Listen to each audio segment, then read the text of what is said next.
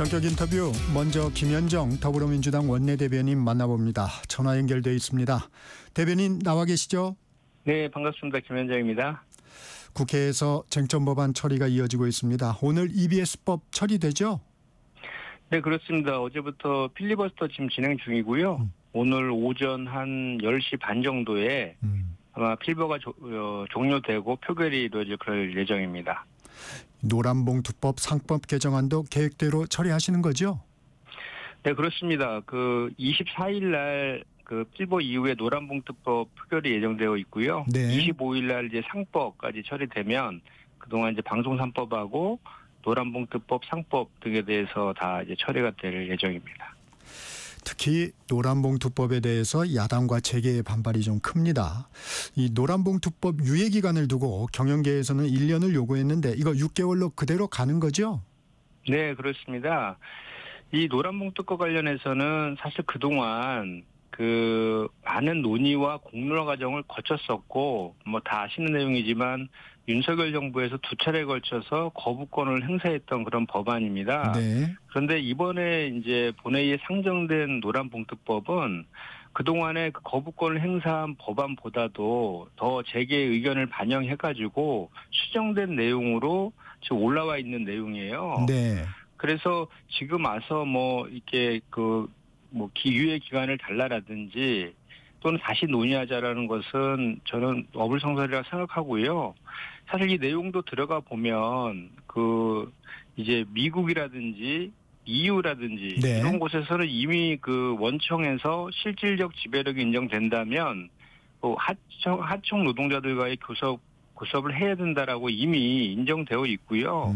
한국의 경우도 판례에서 이미 인정되고 있는 법리입니다. 그래서 이것을 법제하는 것이다라는 것이고요. 그리고 국제노동기구인 ILO와 UN에서도 수차례 우리 대한민국 정부에 계속 권고하고 있는 내용이에요.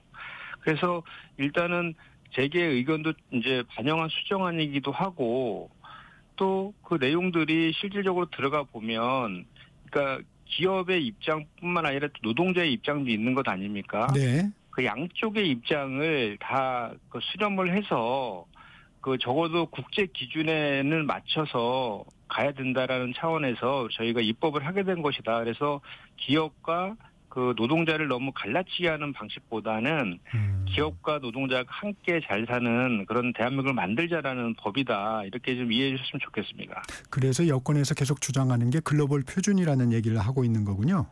네, 그렇습니다. ILO가 국제노동기구 아닙니까? 네. UN도 그렇고요. 그리고 미국과 EU에서도 다 기본적으로 이런 내용들이 다 지금 규정되어 있고 시행되고 있는 내용들입니다. 이 고용부에서 혼란을 방지하기 위해서 1년 유예를 요청했다는 언론 보도가 있던데 이건 사실인가요? 아마도 중견기업들 재계 쪽에서 네.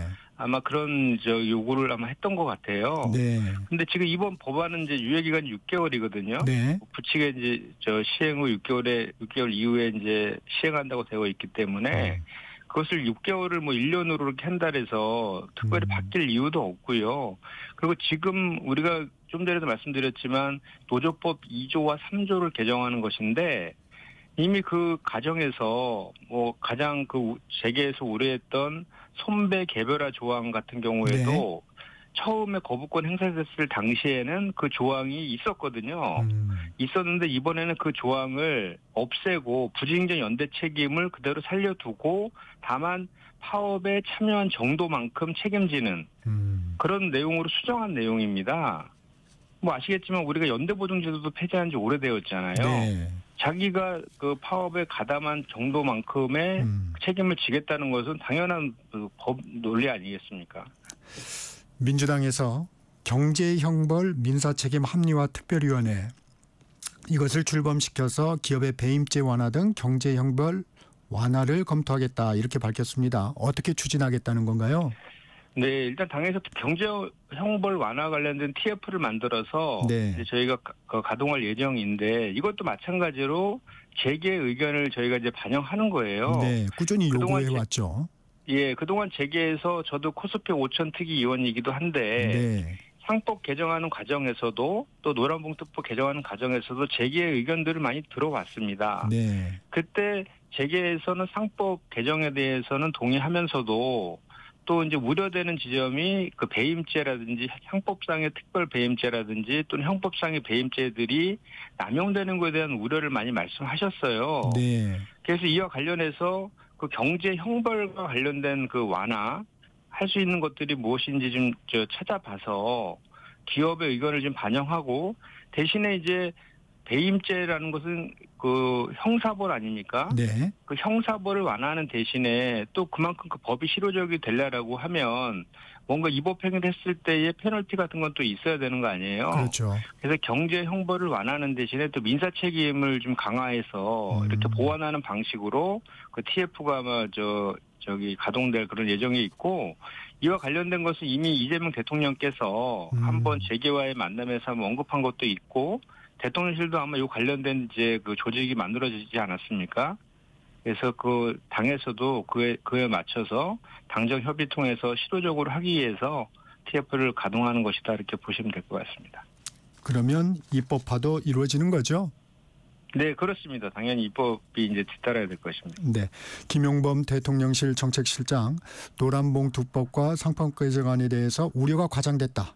문제 생기면 그때 법을 개정하면 된다는 입장을 밝혔는데 야당에선 국정 운영이 애들 소꿉장난이냐며 비난했습니다. 이 발언은 어떻게 들으셨습니까? 진짜 어불성설이죠. 정말 무책임한 거는 야당이라고 생각합니다. 그동안 이게 얼마나 오랜 기간 동안에 논의돼 왔습니까? 그 과정 속에서 그 야당의 대안이라든지 의견은 제시하지 않고 무조건 반대를 위한 반대에 발목 잡기 이런 거로 일관해 왔지 않습니까? 이와 관련해서 충분히 아까도 제가 말씀드렸지만 그 재계와 노동계 의견도 수렴해서 만든 아니고 기본적으로 국제 기준에 맞추려고 하는 내용이거든요. 네. 그래서 이 내용을 실제로 들어가 보면 이게 자꾸 무슨 그 원청과 하청 노동자들 간에 마치 큰 이 법이 통과되면 파업이 막 조장되고 막 이렇게 될 것처럼 그렇게 네. 막 이거를 확대해서 이렇게 공포감을 조성하는데 실제로 이 내용을 들여다보면 이게 그 원하청 간에 그 노사의 상생과 생산성 향상으로 이어질 것이다. 그래서 이런 그 우려들은 좀 과장됐다라는 차원에서 김용범 그 정책실장이 얘기하신 것 같고요. 정말 그 선진국 같은 우리 대한민국이 세계 10대 강국이지만 정말 노동 후진국이라는 오명 속에 살고 있습니다. 장시간 저임금 구조에서. 그런데 이제는 산업화 시대를 넘어서 민주화 시대까지 와 있는 상황이면 그 국가의 부에 상응하는 노동권도 보장이 되어야지 그것이 국가의 표준 아니겠습니까? 그래서 이런 것들을 이런 조건들을 갖췄을 때 진짜로 기업이 더 성장할 수 있다. 그런 차원을 뒷받침하는 성장을 위한 법이다라고 이제 그 정책실장은 얘기하고 있는 것인데 네. 그래서 이거를 뭐 반대하려면 반대의 논리로 이렇게 얘기를 하니까 아마도 이렇게 얘기를 한 것 같습니다. 다른 정책 현안도 좀 살펴보겠습니다. 부동산 대책 9월 초에 나올 것으로 지금 예상이 되는데 김용범 정책실장이 시장 안정과 주거복지가 목표라면 수단이 제약돼서는 안 된다며 세금 카드도 쓸 수 있음을 시사했습니다. 9월 대책에는 혹시 세제가 포함될까요? 아니 뭐 아직 구체적인 방안이 나온 것은 아니기 때문에 네. 그 내용 정책의 방향성이나 뭐 이런 것들은 아직 뭐 말씀드리긴 좀 이른 측면이 있고요. 네. 그 정책실장의 이 발언은 아마도 집값 잡기에 대한 강력한 의지를 좀 드러낸 것이다라고 생각합니다. 상황이 악화되면 할 수 있는 건 할 수 있다. 뭐 이런 차원이라는 거죠. 그렇죠. 이제 집값 잡기에 대한 의지를 드러낸 것이라고 보고 이제 그 아마도 향후에 이제 주택 공급 대책 발표할 예정 아닙니까? 네. 그 내용과 더불어서 세제 개편안이 거기에 포함될지의 여부는 아마도 부동산 시장이 앞으로 어떻게 될 것인가에 대한 그런 동향에 전 달려 있다라고 보고요. 이재명 대통령께서는 이제 그 세금을 활용해서 집값을 잡는 그런 상황까지 이르지 않았으면 좋겠다라는 말씀을 하셨었잖아요. 네. 그것도 뭐 분명한 사실이고 그래서 김용범 수석은 다만 이제 그 수단이 뭐 절대적인 것이 될 수는 없다. 그래서 부동산 시장에 따라서 좀 유연성 있게 가야 되지 않느냐 그런 차원에서 말씀하신 것 같습니다. 이 정부가 외국인 부동산 투기에 제동을 걸었습니다. 정부 지정 지역에서 실거주하지 않으면 주택을 사지 못하게 되는데 이 외국인 매매 허가제 이 효과 있을까요? 어떻게 보세요? 그동안 이제 외국인 매매 허가제와 관련해서 국내와의 그 형평성 문제 등으로 인해서 비판하는 목소리들이 있었잖아요. 네. 그것을 바로잡기 위한 그 조치라고 생각하는데 일단 시행해 보면 시행을 해보면 일단 그 효과가 있는지에 대해서 검증이 될 것이다라고 생각하고 일단 기본적으로 효과는 있을 것이다라고 생각합니다. 세제 개편안 어떻게 논의되고 있습니까? 주식 양도세 기준과 관련해서 당정간 논의 진척된 게 있나요? 지난번 고위당정 협의에서 당에서 이제 그 대통령실의 의견을 전달한 이후에 네. 이제 50억으로 다시 이제 환원 시키는 내용으로 이제 의견을 전달한 이후에 시장 반응을 좀 지켜보면서 판단하자 이렇게 되어 있는 상황입니다. 지금 네. 현재. 그래서 이제 다만 이제 저는 이게 시장 불확실성이 계속 제거하는 게 중요하잖아요. 그렇죠. 그래서 시장 반응도 면밀하게 보는 것도 중요하지만 최대한 빠르게 결정해야 된다고 저는 생각을 하고 이거와 관련된 시장 반응과 관련해서는 이 주식 양도세 대주주 양도세의 기준을 변경했을 때 네. 주가에 영향이 있느냐 없느냐를 그 판단 기준으로 많이 얘기를 하고 있잖아요. 네. 근데 저는 그 양도세 기준 변경 당시에 그 주가만 볼 것이 아니라 그 당장의 주가보다는 그 흐름을 좀 봐야 된다. 저는 네. 그런 생각이거든요. 네. 그리고 분명한 것은 연말에 매도 물량이 출회돼서 주가가 하락하고 있다는 것은 이미 확인된 사실 아닙니까? 네. 그런데 이제 저희가 2010년도에 저희 코스피가 주가가 2,000이었어요. 네. 미국의 나스닥도 그 당시 2010년도에 똑같은 2,000포인트였거든요. 근데 지금은 우리나라는 3,100에 머물러서 1.5배 상승했지만 나스닥은 21,000포인트가 넘어갔거든요. 그러니까 10배 이상 상승하고 있는 거 아닙니까? 그래서 이런 주식 양도소득세 이런 것들 뿐만 아니라 여러 가지 정부에서 시행하고 있는 소득세라든지 배당소득 분리과세라든지 또는 상법이라든지 이런 네. 것들이 종합적으로 누적이 돼서 시장에서 반응하는 거거든요. 정부에서 정말 주가를 부양할 의지가 있느냐에 대한 판단 기준으로 다양한 여러 그 정부의 시책들을 종합적으로 봐서 판단하는 그런 그 시장이 반응하는 것이기 때문에 지금 현재 이재명 정부에서는 코스피 5,000을 공약하지 않았습니까? 네. 그래서 세제 개편도 그런 방향성 차원에서 봐야 된다. 저는 그렇게 생각합니다. 정부가 숙고를 길게 하는 이유는 뭘까요? 당에서는 좀 빠르게 좀 지금 말씀하신 것처럼 개미 투자자들이 지금 많이 기다리고 있으니까 빠르게 좀 결정했으면 좋겠다는 의견이신데 어떻게 보세요?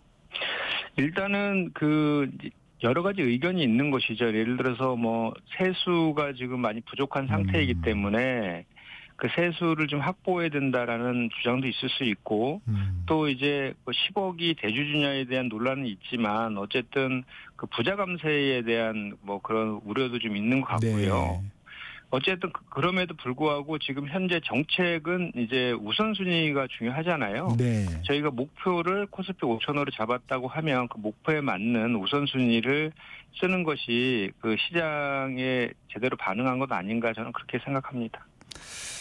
이 배당소득 분리과세 얘기도 주셨는데 이 정부 세제 개편안에 시장에선 긍정적으로 좀 평가하면서도 실망하는 분위기도 있습니다. 김 의원께서 소득세법 일부 개정 법률안을 대표 발의하셨던데 어떤 내용인가요? 네, 일단은 이 소득세법 개정안의 취지는 기업에는 이제 배당을 촉진하고 개인 투자자들은 배당 소득을 늘리겠다. 네. 그래서 장기 투자를 유도해서 주가를 상승시키자라는 거잖아요. 네. 그래서 지금 7대3으로 부동산 시장에 쏠려 있는 자금들을 자본시장으로 좀 끌고 오자는 그런 취지인데 제가 발의한 법안은 이제 기업에서 배당을 35% 이상 하는 기업에 대해서 배당소득 분리과세로 최고 세율 25%를 이제 적용하는 그런 내용입니다. 네. 그리고 이제 2,000 이하 구간도 14%에서 9%까지 좀 인하해서 소위 말하는 이제 부자 감세라는 그 프레임을 좀 깨려고 좀 했고요. 네. 그래서 이제 정업하면 대상 기업을 좀 확대하고 최저 구간 세율도 좀 하향시켰다. 이런 그 내용이라고 보시면 됩니다. 최근에 이런 일이 있었어요. 구윤철 경제부총리가 코스피의 PBR, 주가 순자산 비율 10 정도라고 발언하면서 개미 투자자들에게 문매를 좀 맞았습니다. 이 얘기는 좀 어떻게 들으셨습니까? 그 현안 질의 과정에서 아마 그 주가 수익 비율, 그러니까 PER이라고 하죠. 네. PER이 지금 현재 10 초반 정도거든요. 그래서 이와 아마 착각하신 것 같아요. 그 PBR은 주가 순자산 비율인데 네. 현재 우리나라는 이제 1 정도 되거든요. 1. 네. 그런데 이제 사실 이거에 대한 그 이제 PBR 같은 경우는 이제 그 기업의 장부 가치가 주가로 제대로 반영되었느냐. 그렇죠. 예, 그래서 그런 거를 판단하는 이제 기준인데. 그 사실 저희가 이제 PBR이 상당히 낮습니다. 그래서 코리아 디스카운트의 얘기가 이제 주가 수익 PBR로 많이 이제 그 얘기를 하고 있는데 신흥국 지수 그 평균이 1.8이거든요. 네. 그래서 여기서 핵심은 이제 이러한 그 PBR을 최소한 신흥국 지수 평균 이상으로는 가져가야 되는 거 아니냐. 그러기 위해서는 코리아 디스카운트를 해소해야 되는 것 아니냐. 그렇게 해야지 주가 우리가 목표하는 5천을 달성할 수 있는 것 아니냐라는 것이 사실 그 질의하는 과정의 핵심이었는데 그 과정에서 아마 약간 착각하신 것 같아요. 네. 네. 본질은 이제 그 소득세, 그 배당소득 분리과세라든지 또는 상법 개정, 그 자사주 소각 의무화라든지 또는 MSCI의 선진국 지수 편입이라든지 뭐 이런 것들이 필요하다라는 것이 본질이라고 보시면 될 것 같습니다. 이 검찰개혁 로드맵 대통령과 여당 지도부와의 만찬회동에서 교통정리가 된 분위기입니다. 9월 25일 본회의에서 정부조직법 처리 시한을 좀 못 막았는데 이건 어떤 의미로 좀 받아들여야 될까요? 일단은 2단계로 가려는 것이 이제 당정 간에 이제 합의된 내용 같습니다. 그러니까 9월 25일날 본회의가 예정되어 있어서 9월 중에 이제 그 수사와 기소 분리 원칙을 담은 정보조직법을 개정을 하고 이제 또 그 이후에 이제 좀 더 많은 수기와 공론화 과정을 거쳐서 공수청법이라든지 공소청법이라든지 국가수사위, 국수위법이라든지 등 검찰 사법의 세부 내용들을 지금 만들어 가자 이렇게 지금 합의가 된 것 같고요. 그 9월 달에 본회의가 25일날 잡혀 있어서 그때 이제 처리될 가능성이 높다 이 말씀입니다. 의지의 표현인가요? 9월 25일이니까 9월 중에 처리하기로 했으니까요. 네. 이미 그 검찰 개혁 법안에 대한 얼개들은 나와 있지 않습니까? 네. 수사와 기소를 분리한다는 대원칙은 이미 확정되어 있기 때문에 그 정도 내용을 그 정부 조직법에 담는 것은 큰 어려움은 없을 것이다라고 보여집니다. 네. 이 민주당 일각에서 김건희 특검법 개정을 추진하고 있습니다. 김용민, 서영교 의원이 각각 개정안을 발의했던데 이 한창 수사가 진행 중인데 어떤 필요인가요? 일단은 다만 아시겠지만 윤석열하고 김건희 씨 그리고 국민의힘도 수사에 협조하지 않고 있잖아요.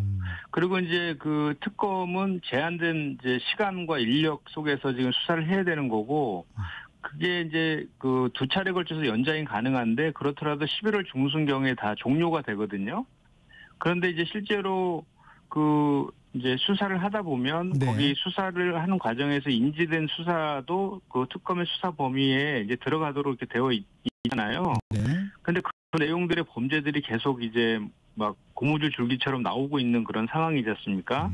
그렇기 때문에 이 특검의 가장 중요한 기능은 내란 종식을 시키자는 거잖아요. 그러기 위해서는 그 특검이 충분히 수사해서 이런 의혹들을 다 진실 규명해서 기소할 수 있도록 하는 여건 조성이 이제 필요한 것인데 지금은 너무나 많은 이제 추가되는 그런 의혹이라든지 이런 것들도 많고 실제로 수사 인력들이 부족하다라는 얘기들이 있어서 김용민 의원하고 서영교 의원께서 아마 개정안을 발의한 것 같습니다. 그래서 어느 정도로 인력과 수사 대상을 늘릴 것이냐에 대해서는 논의 과정에서 정해질 거라고 보고 아마도 특검에서 현실적으로 이렇게 수사하고 있는 그분들의 의견까지도 좀 들어서 종합적으로 좀 판단해야 될 것이라고 생각합니다.